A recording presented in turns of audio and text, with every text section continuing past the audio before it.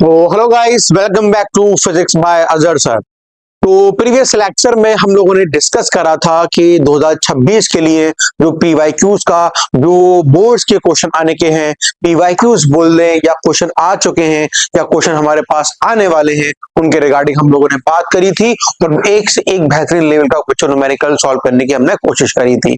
बहुत सारे क्वेश्चंस थे जो डिफरेंट हमारे पास बोर्ड जो होते हैं 12th के उसमें आ चुके थे और जो कुछ क्वेश्चन ऐसे थे जो हमने बनाए हैं ताकि जो 2026 के अंदर आ सके। उन्हीं क्वेश्चन को बच्चों आज हम लोग ऑल सॉल्व करेंगे क्योंकि स्टार्टिंग वाला पोर्शन हमारा कॉन्फिडेंस बिल्डअप करता है, उसी पे हमें काम करना है। मींस आज भी हम लोग बात करेंगे कि किस तरीके से एमसीक्यूज आपके 2026 के अंदर आने वाले हैं। तो बच्चों बात करते हैं फिर हम आज के पहले क्वेश्चन की। दो क्वेश्चन हमसे क्या बोल रहा है, in a DC circuit direction of current inside the battery and outside the battery respectively are। किसी भी डीसी सर्किट बना दिया है और हमसे पूछ रहा है कि आउटसाइड करंट का डायरेक्शन कहां पे होगा, ये निकालता है। बच्चों हमने क्या नियम बनाया था, जब भी हम डीसी की बात करते हैं तो भाई हम ऐसे करके बना लेते हैं। यहां मैंने एक रेजिस्टेंस लगा दिया और ये मेरे पास सर्किट दे रखा है having the voltage potential V. तो करंट बच्चों कहां से निकलता है, हायर पोटेंशियल से निकलता है आउटसाइड और घूम घूम के ऐसे आता है। और इनसाइड की अगर हम बात करें तो भाई लोअर टर्मिनल से हायर की तरफ मूव करता है। तो पॉजिटिव टू नेगेटिव, पॉजिटिव से नेगेटिव की तरफ है ना डायरेक्शन इनसाइड। पहले इनसाइड की बात कर रहा है, इनसाइड क्या है, नेगेटिव टू पॉजिटिव। तो ये भी नहीं होगा, ये भी नहीं होगा, इन दोनों से एक होगा। देखो negative to positive and positive to negative, यही हमारे पास ऑप्शन नंबर सी मैच कर जाएगा। ठीक है ना बच्चों। देखो ये क्वेश्चन हमसे, क्वेश्चन का लेवल तो बहुत आसान है लेकिन हमें करना आना चाहिए, स्टेप बाय स्टेप हमें कहानी को बनाना आना चाहिए।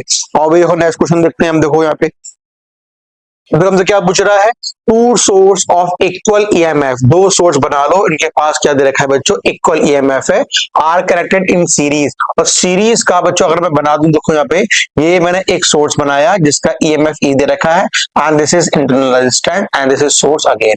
ये मैंने बना, इसको मैंने क्या बोल दिया E1, इसको मैंने क्या बोल दिया R1, इसको बोला E2, इसको मैंने बोल दिया R2। मैंने कहा दोनों का कॉम्बिनेशन बच्चों क्या मिलने वाला है, सिंपल क्या बोलोगे E1 प्लस E2 और बोल रखा है इक्वल सोर्स मींस 2E कर दिया, दोनों बराबर ही दे रखे हैं। The combination is in turn connection external resistance R. इसी कनेक्शन को हमने किस में लगा दिया, एक एक्सटर्नल रेजिस्टेंस लिया और इसी कनेक्शन को हमने उसके अंदर यूज कर रहे हैं। और भाई लगा देते हैं जैसे क्वेश्चन में बोल रहा है, स्टेप बाय स्टेप पूरी कहानी को वैसे का वैसे कर लेते हैं। ये मैंने लगा दिया। और क्या बोल रहा है, internal resistance of two source R1 and R2। जो इंटरनल रेजिस्टेंस है वो R1 है, R2 है, ये E वही दे रखा है और R2 की वैल्यू R1 से बड़ी है। The potential difference across the source of internal resistance R2 is zero. बच्चों क्या पूछ रहा है कि जो पोटेंशियल है, टर्मिनल वोल्टेज है R2 के अक्रॉस, उसकी वैल्यू क्या दे रखी है, उसकी वैल्यू भाई जीरो दे रखी है, पोटेंशियल अक्रॉस द R2। और देखो क्या पूछ रहा है, the internal resistance R2 then R equal to, जो हमने R लगाया है ना एक्सटर्नल सोर्स के अंदर, उसकी वैल्यू क्या होगी, हमें ये निकालना है। वही पहले ऐसा कर लो कि इस सर्किट में किस तरीके से करंट फ्लो कर रहा होगा, ये जानना हमारे लिए इंपॉर्टेंट है। अब जरा देखो भाई इसके अंदर क्या करा जाए। मैंने कहा भाई सर्किट का मुझे करंट फ्लो निकालना है, इसकी वैल्यू पहले मालूम पड़ जाए ताकि जब हम इसके अंदर इक्वेशन लगाएंगे तो देखो, अगर मैं इसकी इक्वेशन पूछूं जरा बताओ तुमसे, क्या बोलोगे, दोनों सीरीज में है तो V is equal to I R. तुम यहाँ पे लगाना चाहोगे तो भाई V कितना दे रखा है मेरे पास 2E, I को मैंने ऐसे लिख दिया, लेकिन यहाँ पे जो R होगा बच्चों क्या बोलोगे, R1 R2 plus capital R, इसके टर्म्स में निकल कर आया है। लेकिन ऑप्शन में हमें क्या नहीं दिखाई दे रहा है, I की वैल्यू नहीं दिख रही है, मतलब उसको यहाँ से हटाना पड़ेगा।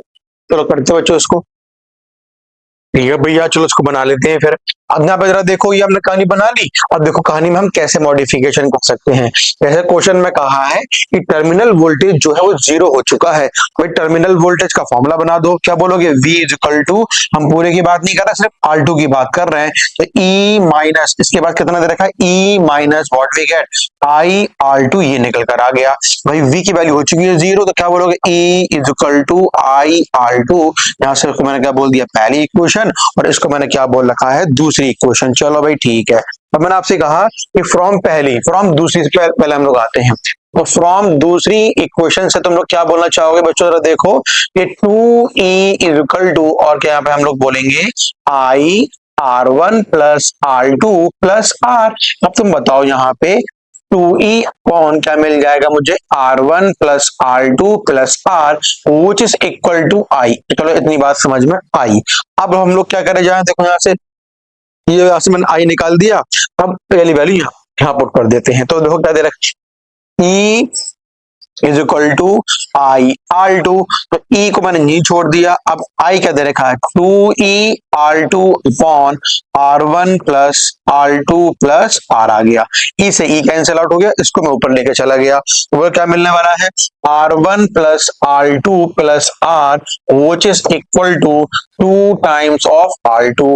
तो भाई R की वैल्यू क्या मिलने वाली है, R2 माइनस R1। क्यों, जब ये R2 की वैल्यू इधर जाएगी, 2 R2 में से R2 चला जाएगा तो एक R2 बचेगा, और ये जाएगा माइनस का हो जाएगा। भैया खत्म कहानी हो गई। आगे ऑप्शन मैच कर लेते हैं। ऑप्शन नंबर देखो सिंपल बी मैच कर गया, R2 माइनस R1, सिंपल से कहानी हो गई। ठीक है, चलो भाई अगले क्वेश्चन पे आते हैं।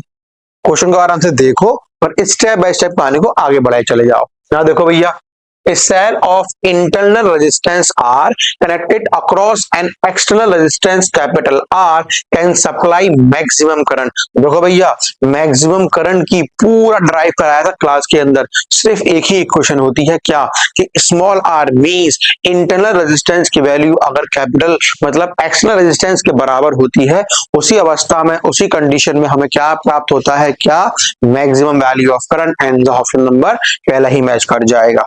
तो कुछ क्वेश्चन तो हम तो भैया प्रैक्टिस करते हैं तभी हमारे दिमाग में बैठ जाते हैं, करना क्या होता है इनके अंदर। चलो भाई अगले पे आ जाओ। In current carrying conductor the ratio of electric field and the current density at a point is called. Electric field and current density का रेशियो बच्चों हमसे क्या बोलता है, क्या बताएगा, रेजिस्टिविटी। कैसे, देखो यहाँ पे देखो, तुमसे मैं बोलूं रेजिस्टेंस का फॉर्मूला क्या बोलोगे, रो L upon A, this is your formula for the resistance, है ना। अब मैंने कहा करंट डेंसिटी क्या होती है, आई अपॉन ए। मैं आपसे कहूं कि इलेक्ट्रिक फील्ड क्या होती है, E dot L is equal to V के बराबर।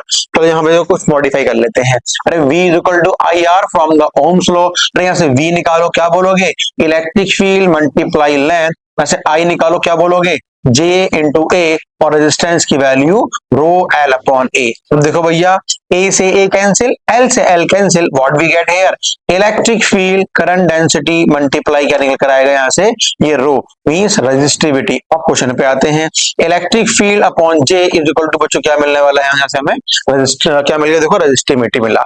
Electric field and current density का रेशियो क्या दे रहा है, रो मींस क्या दे रहा है, रेजिस्टिविटी दे रहा है। ठीक है, बहुत बढ़िया। चलो भाई अगले क्वेश्चन पे आते हैं। क्वेश्चन 1 मार्क्स में, भाई 1 मार्क्स जैसे ही तुम्हें टाइम देना है इसके अंदर, मैं फिर बोल रहा हूँ भाई इतने क्वेश्चन को अच्छे से कर लो। इतनी सीरीज चल रही है तुम्हारे पास, 12 के 2026 के लिए बोर्ड के लिए बड़ी ही इंपॉर्टेंट रोल प्ले करेगी। और तुम ये क्वेश्चन ग्रैब करना सीख लो, इतने सारे क्वेश्चन कर लो। अब जो आने वाले क्वेश्चन होंगे फिर मुझे बताना पेपर के आने के बाद, सर आपके क्वेश्चन के द्वारा हमने जो क्वेश्चन करे थे हमें बहुत हेल्प हुई है उसके अंदर। अब यहाँ पे आओ, electrical resistance of a conductor, किसी भी कंडक्टर का जो इलेक्ट्रिकल रेजिस्टेंस होता है वो क्या है, varies directly proportional to its area of resistance की बात कर रहा है। रेजिस्टेंस फॉर्मूला क्या है हमारे पास, rho L upon A. Varies directly proportional to its area, नहीं, ये तो बात गलत हो गई। Decrease with increase in temperature, नहीं भैया, टेम्परेचर बढ़ेगा तो रेजिस्टेंस ही बढ़ता है। Decrease with increase in conductivity, अच्छा, अगर कंडक्टिविटी अच्छी करोगे तो रेजिस्टेंस की वैल्यू डिक्रीज करेगी, very good. Is independent of shape, नहीं डिपेंड करता है ना एल पे, एरिया पे, ये भी गलत हो गया। ऑप्शन नंबर देखो सी, सिर्फ प्रॉपर्टी पूछी है हमसे, सिर्फ प्रॉपर्टी पूछा है। देखो भैया 2020 के अंदर सिर्फ प्रॉपर्टी पूछी गई है कि हमारे पास रेजिस्टेंस के जो 4 फैक्टर थे उन चारों पर किस तरीके से डिपेंड करता है, ये मालूम होना चाहिए। उन्हीं के बिहाफ पे क्वेश्चन को सिंपली सॉल्व कर दिया। चलो भाई अगले क्वेश्चन पे आते हैं।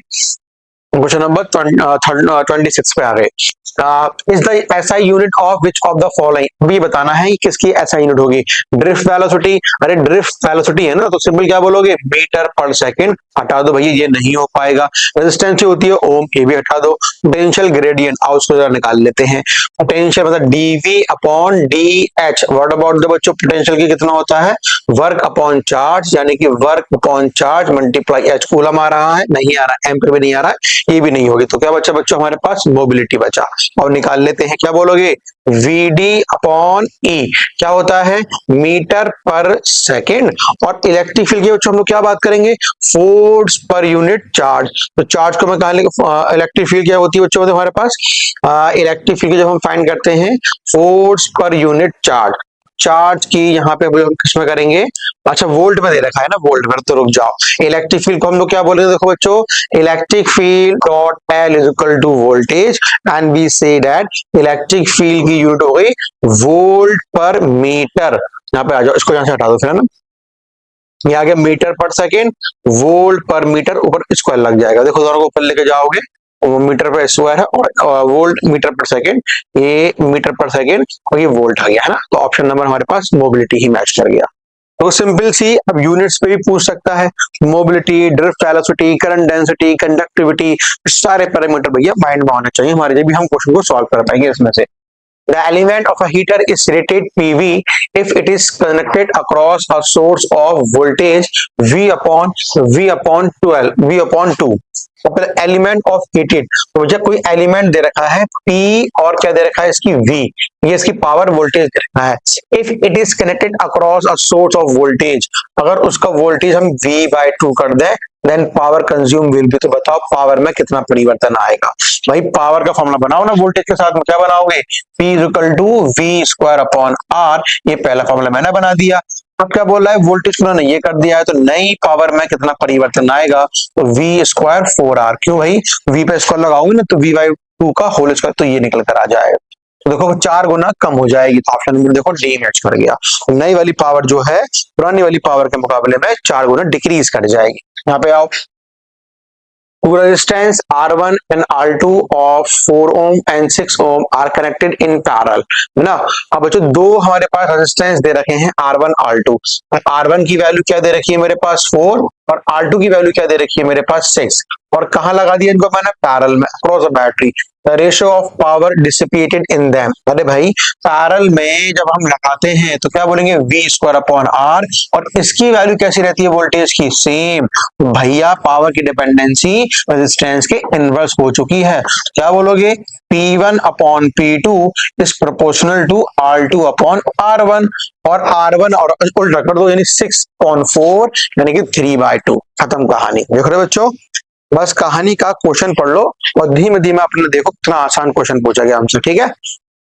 चलो, 1 centimetre segment of wire line along the x axis carries a current of 0.5 ampere. जो गिवन पैरामीटर फिर निकालो, इसे 0.5 एम्पियर करंट लेकर चल रहा है along x direction. The magnetic field, जो बच्चों मैग्नेटिक फील्ड दे रखी है वो कितनी है, 0.4 मिली टेस्ला प्लस 0.4 I में है, 0.6 J में है, सॉरी K में है, एक मिनट रुक जाओ, ये 0.4 J, 0.4 J प्लस 0.6 K, और पूरी कहानी किसमें बच्चों, 10 की पावर -3 में, ये दे रखी है मेरे पास। Switch is on in the region the force acting on the segment, current carrying wire को हमने कहां पे प्लेस कर दिया है, in magnetic field, and we know that जब भी करंट कैरिंग वायर को मैग्नेटिक फील्ड में रखते हैं तो बच्चों हमें क्या मिलता है, जरा बता दो, फोर्स पूछ रहा है, तो क्या बोलोगे जल्दी से मुझे, फोर्स इज इक्वल टू क्या बोलोगे यहाँ पे, ILB, where is the length, हाँ दे रखी है ILB, ये बच्चों हमारे पास फॉर्मूला लेकर आ गया। तो जरा बताओ यहाँ से क्या लिखेंगे हम लोग, आई सेगमेंट अलोंग द आई, और इसको अगर मैं बीच में लगाऊं यहाँ पे क्या मिलता है हम लोगों को, sine theta, IL cross B, ये निकाला मैंने। तो अब ध्यान से जरा देखना, I तो कितना दे रखा है, सिंपली 0.5। अब जो लेंथ है बच्चों देखो कहां जा रही है, 1 centimetre segment lying along x axis, तो बच्चों यहाँ पे क्या बोलोगे, 1 सेंटीमीटर कहां लाई कर रहा है, एक्स के अलोंग, क्रॉस, अब B कितना दे रखा है जरा देखो, ये दे रखा है, तो 0.4 J प्लस 0.6 के मल्टीप्लाई यहाँ पे क्या दे रखा है मेरे पास, 10 की पावर -3। अब भैया इसको तुम आराम से क्या करोगे, क्रॉस करोगे, क्या करके बच्चों, डब्बा बना के, यहाँ पे देखो ध्यान, मुझे IL क्रॉस I निकालना, तो यहाँ बोलोगे I, यहाँ बोलोगे J, यहाँ बोलोगे K, पहले हम लोग बात करें कि एल कहाँ पे दे रखा है, इसलिए 1 सेंटीमीटर है एक्स में, यहाँ पे दे रखा है 1 सेंटीमीटर, यहाँ पे नहीं है, यहाँ पे नहीं है, और ये आई में नहीं है, तो जे और के में दे रखा है कितना 0.4 मिली, 0.6 ये भी मिली। ठीक है ना बच्चों। चलो अगला उद्देश्य है हमारा आई एल क्रॉस बी निकालना है। और देखो यहाँ पे निकाल दे साइड से, अगर मैं यहाँ पे आई एल क्रॉस बी निकालू यहाँ पे साइड से, जरा देखो इसके अंदर कैसे निकाला जाएगा एल क्रॉस बी की वैल्यू।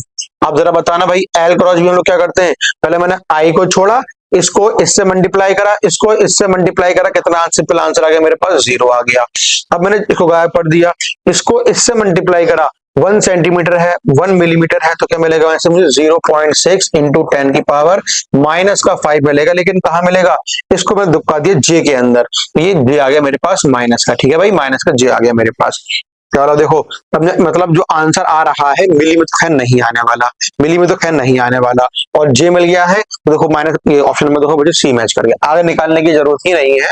ऑप्शन नंबर देखो, सी में रुक जाओ, माइक्रो में नहीं आएगा, माइक्रो में नहीं आएगा, तो रुक जाओ, फिर कहानी को चेंज करते हैं।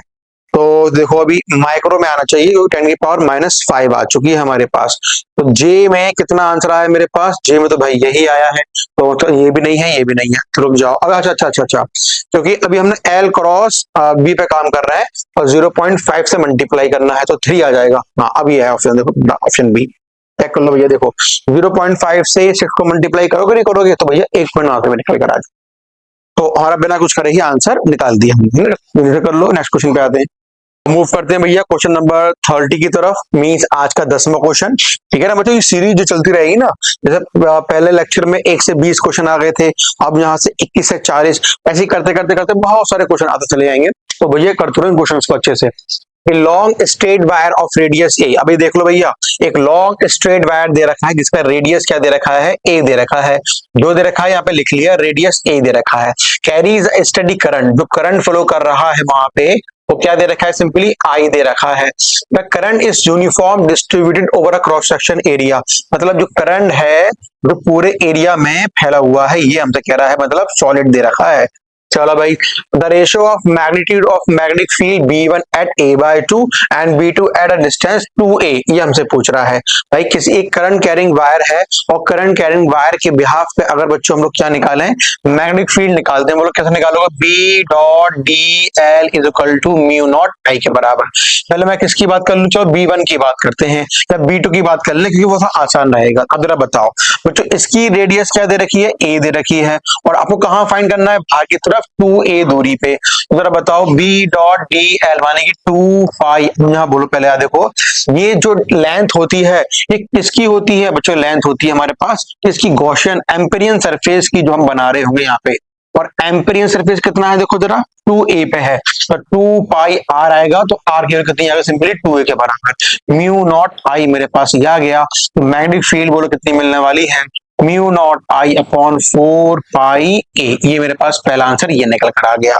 अभी आ गया B2, तो किसकी बात करनी है, B1। ध्यान से बताना भैया, B1 जो है अंदर की तरफ फ्लो कर रहा है, तो जितना करंट I फ्लो कर रहा है पूरा नहीं आएगा, हमें ये पकड़ना है बच्चों, इस वाले अंदर वाले जो एम्पेरियन लू हम बनाएंगे, इसके अंदर कितना हमारे पास करंट फ्लो करेगा। अगर मैं आपसे कहूं पूरे एरिया में, मतलब पाई a स्क्वायर में कितना करंट फ्लो कर रहा है वहां पे I, तो भाई 1 यूनिट में कितना करंट फ्लो कर जाएगा, तो क्या बोलोगे, I अपॉन क्या, I upon pi a square. तो कितने में कराना है बच्चों, देखो A/2 में कराना है, कहने का मतलब यहाँ पे ये हो गया, आधे में कराना है, तो उसको तुमने क्या बोल दिया, A/2, तो क्या बोलोगे, पाई A/2 में स्क्वायर में कराना है, तो क्या बोलोगे, I upon pi a square, और ये क्या बोलोगे, पाई a स्क्वायर बाय 4। तो देखो कितना निकल कर आ गया मेरे पाई से पाई कैंसिल, a से a कैंसिल, तो व्हाट वी गेट हियर, देखो यहाँ तो क्या मिलने वाला है हम लोग को, I अपॉन 4, ये हमारे पास करंट की वैल्यू निकल कर आ गई। चलो भाई I अपॉन 4 करंट आ गया, सब यहाँ पे लगाते हैं। तो देखो B1 निकालना है ना, लगाओ हम दोबारा से, अंदर की तरफ बात कर रहे हैं हम लोग, तो B.dl, तो अगेन क्या बोलोगे, B.dl कितना आएगा, 2 पाई r हो गया बच्चों, simple A/2। What about the mu naught, what about the current, I upon 4, ये निकल कर आ गया। चलो भाई ठीक है, और देखा जाए क्या करना है इसके अंदर। अब यहाँ पे देखो जितने भी पैरामीटर है इसको नीचे लेकर आ जाओ, इसको फिर लेकर आ जाओ। देखो ये 2 से मैंने 2 काट दिया, पाई ए बच्चों नीचे की तरफ आ जाएगा, तो बोलो क्या मिलेगा, म्यू नॉट आई अपॉन ए पाई ए, यानी 4 पाई ए। बिल्कुल सेम कहानी निकल कर आ गई है। कहने का मतलब क्या होगा बच्चों, ऑप्शन नंबर हमारे पास बी मैच कर जाएगा। देखो ना, B1 की वैल्यू B2 की वैल्यू के बिल्कुल एग्जैक्टली बराबर आ गई। ठीक है, बहुत अच्छा क्वेश्चन है। इसी तरह की भी कोई समस्या आ जाए क्वेश्चन में सॉल्व करने में, दोबारा से इसको पूछ लेना। Two wires carrying current I1, I2 lie on slightly above the other in a horizontal plane as shown in the figure. The region of vertical upward strongest magnetic field. ऐसा reason बताओ जहां पे हमें क्या मिल रही हो बच्चों, स्ट्रॉन्गेस्ट मैग्नेटिक फील्ड मिल रही हो। अब जरा ध्यान से बताना, पहले चेक कर लो भाई करंट कैरिंग वायर के द्वारा मिलने वाली मैग्नेटिक फील्ड कैसे निकालते हैं। इस डायरेक्शन में करंट फ्लो कर रहा है, जहां देखो पहले वाले में बच्चों कहां जा रही है, इनवर्ट, इसकी वजह से। पहले वाले में कहा है इनवर्ट, इसकी वजह से। दूसरे वाले में कहा दे रहा देखो आउटवर्ट, आउटवर्ट इसकी वजह से। तो पहले वाले में एक फील्ड तो इनवर्ट आ चुकी है, पहले वाले में एक फील्ड इनवर्ट है और एक फील्ड आउटवर्ट है। चलो भाई ठीक है, और सेकंड की बात कर लेते हैं। पहले वाली ये आउटवर्ट, आउटवर्ट दोनों के दोनों बच्चे कैसे, यहाँ पे आउटवर्ट है, ये भी आउटवर्ट है। व्हाट अबाउट दिस, क्या बोलोगे, देखो ये आउटवर्ट है और ये वाली देखो इनवर्ट है, तो एक इनवर्ट हो गई एक आउटवर्ट हो गई। यहाँ पे चेक करो, देखो एक ये इन्वर्ट हो गई और ये दोनों देखो, जहां देखो बच्चों ये ऐसे मूव कर रहा है, क्या बोला इन्वर्ट, ये ऐसे मूव कर रहा है, तो क्या बोलोगे बताओ, ये कैसे बोलोगे इन्वर्ट। अब यहाँ पे आते हैं कौन सी, इसमें दोनों कैसी हो चुकी है बच्चों, इसमें दोनों हो गए हमारे पास इन्वर्ट इन्वर्ट। अब क्वेश्चन पे आते हैं, I1 I2 slightly above the horizontal plane, the region upward strongest, option number देखो बी मैच कर गया। अपवर्ड होनी चाहिए और सबसे ज्यादा होनी चाहिए, दोनों दोनों बाहर की तरफ आ रही है सेकंड वाले रीजन के अंदर। ठीक है भाई, बहुत बढ़िया। जाओ अगले क्वेश्चन पे। Two parallel conductor carrying current 4 ampere and 10 ampere are placed 2.5 centimetre apart. दो पैरेलल कंडक्टर दे रखे हैं हमारे पास और इसमें कितना करंट फ्लो कर रहा है 4 एम्पियर का, और इसमें कितना करंट फ्लो कर रहा है 10 एम्पियर का, और दोनों की जो बीच की दूरी दे रखी है वो क्या दे रखी है 2.5 centimetre apart. In a vacuum the force per unit length, अरे भैया क्या है फॉर्मूला, सिंपल फॉर्मूला अप्लाई कर दो, फोर्स पर यूनिट लेंथ क्या बोलोगे, mu not upon 4 pi 2I1 I2 upon D. अब ये पूरी वैल्यू बच्चों किसके बराबर होती है, 10 की power -7 2 times of I1 I2 upon D, कितना मिल गया 2.5 इंटू 10 की पावर -2 आ गया। तो यहाँ पे देखो काटी पीटी कर लेते हैं, एक पॉइंट बाहर निकाला, -3 पावर हो गई, इससे कट जाएगा। अब बोलो यहाँ पे क्या बचने वाला है, 10 की पावर -4 बचेगा। अब यहाँ पे जरा चेक कर लो क्या बचेगा, ये हो गया मेरे पास 8 और हो गया मेरे पास यहाँ पे ये 10 अपॉन कितना आ गया, सिंपली 25 आ गया। एक पावर से पावर काट दो तो बोलो कितना बचा, 8 अपॉन 25 इंटू 10 की पावर -3 बचा। ठीक है भाई। अब यहाँ पर देखो बच्चों, यहाँ पर देखो ये नंबर छोटा है, पावर बढ़ जाएगी हल्की सी, है ना। अब यहाँ पर दे रहा देखो, यहाँ पर मैंने 80 कर दिया, 25 इंटू 10 की पावर -4, 5 से काट दो, 5 1 5 और 5 6 30, हो गया 5, तो 3.3 कुछ आएगा। और ऑप्शन में देखो हमारे पास डी मैच कर गया ना। चलो अभी बढ़िया, बहुत बढ़िया, बस सिंपल सा था फॉर्मूला, वैल्यूज को पुट करने के हमने निकाल दिया। If an ammeter is to be used in place of voltmeter, देखो ध्यान रखो, जब भी हम गैल्वेनोमीटर से एमीटर को बनाते हैं तो हम लोग क्या करते हैं, पैरेलल में एक रेजिस्टेंस लगाते हैं बहुत ही लो का, लेकिन जब वोल्टमीटर को ही एमीटर में कन्वर्ट करने होते हैं तो भैया रेजिस्टेंस लगाते हैं बड़ी वेरी हाई, है ना। लो रेजिस्टेंस वाले तो काट देना, गलती मत कर देना। जब गैल्वेनोमीटर की जगह पे हम लोग इसको एमीटर में तब हम लोग ये कहानी यूज करते हैं, high resistance in parallel, high resistance in series, क्योंकि हम यहाँ पे वोल्टमीटर की बात कर रहे हैं यहाँ पे। ठीक है, चलो। The magnetic field at a center of a current carrying loop of radius r is B1। एक बच्चों लूप बना दिया, इसकी जो हमारे पास दे रखी है, और ये R1 पे क्या दे दी B1। फॉर्मूला बोलो, क्या बोलोगे, म्यू नॉट आई अपॉन ये आगे सिंपली 2R के बराबर। मतलब अच्छा R1 नहीं है, हाँ। The magnetic field at a axis at a distance r1 from the center of a loop। देखो यहाँ देखो, अच्छे देखो, यहाँ पे ये r1 ही है ना, ये ध्यान रखना। सही पूछ रहे हैं, इस पर नहीं निकालना है, यहाँ से कितनी दूरी पर निकालना है r1। ये जो है ना, ये ऐसे रखो भी, देखो ऐसे ऐसे रखो भी, ऐसे यहाँ से यहाँ पे तुम्हें निकालना है, यहाँ से यहाँ निकालना है। ठीक है, ध्यान रखना चीज को। और दूरी क्या दे रखी है, ये r1 दे रखी है, और इसकी रेडियस भी क्या दे रखी है, ये भी r1 दे रखी है। अब हमें क्या निकालना है, हमें ये वाली दूरी निकालनी है, ये वाली स्मॉल आर निकाल। तो जरा बताओ यहाँ पे क्या बोलोगे, R is equal to under root इसका स्क्वायर प्लस इसका स्क्वायर, क्या बोलोगे, आर का स्क्वायर प्लस आर का स्क्वायर, यहाँ से क्या निकल गया, ये निकल कर आ गया मेरे पास। तो फॉर्मूला क्या होता है इसकी मैग्नेटिक फील्ड का, B2 is equal to mu naught I R square upon 2 times R का स्क्वायर प्लस एक्स का स्क्वायर का 3/2। ये कब निकालना होता है, जब हमसे एक्सिस के रिगार्डिंग बात कर रहा होता है, ठीक है। चलो भैया और सॉल्व कर लेते हैं।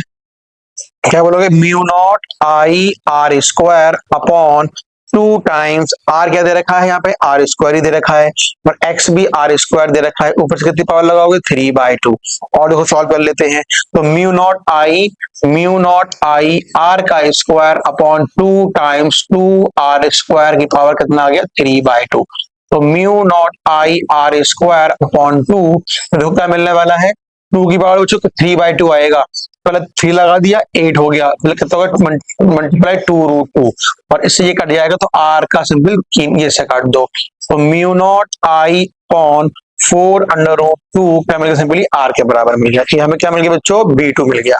अब B1 अपॉन B2 का अगर रेशियो निकालना है, क्या बोलोगे, म्यू नॉट आई अपॉन 2r, और क्या बोलोगे, म्यू नॉट आई अपॉन 4 अंडर रूट 2, ये आर आ गया मेरे पास।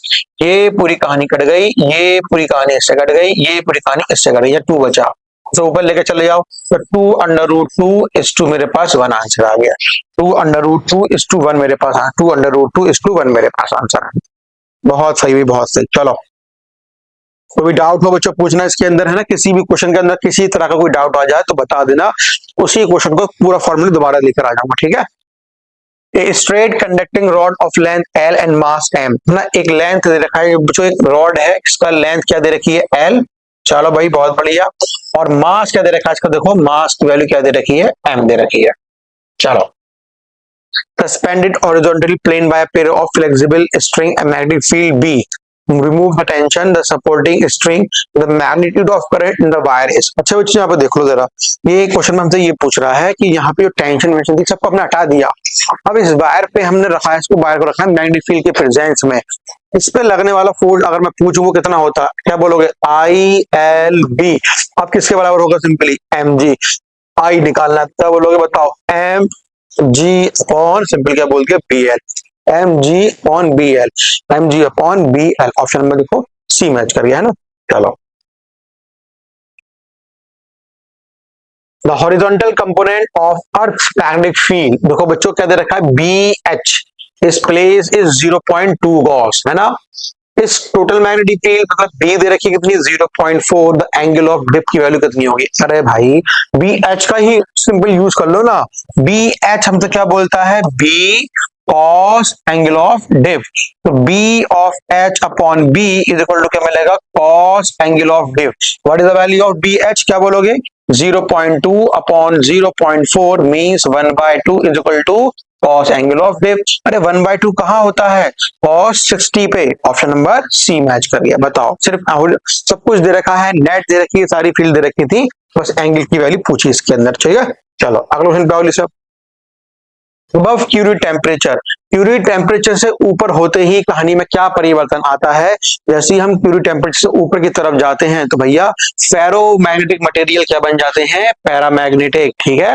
ये सिंपल बस प्रॉपर्टीज को ही यूज करना है इसके अंदर।